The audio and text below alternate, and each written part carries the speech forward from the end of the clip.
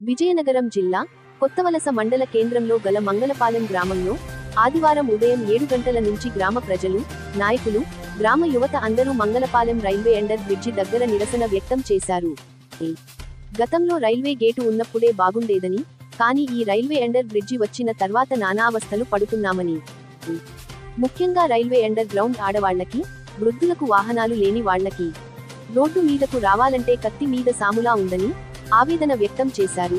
ఈ దారిలో లైట్లు కూడా లేవని, రోడ్లు మొత్తం డ్రైనేజీతో నిండిపోవడం వల్ల ప్రయాణాలు సాగిస్తున్న గ్రామస్తులు, వృద్ధులు, ఆడవాళ్లు చాలా ఇబ్బంది పడుతున్నారని, మెడికల్ పరంగా అత్యవసర పరిస్థితుల్లో కూడా అంబులెన్స్ గ్రామంలోకి రావడానికి 6 కిలోమీటర్లు దూరం పడుతుందని, విద్యార్థులు కూడా చదువుకోవడానికి వెళ్లడానికి రావడానికి చాలా ఇబ్బందులు పడుతున్నారని తమ ఆవేదనలో వ్యక్తం చేశారు.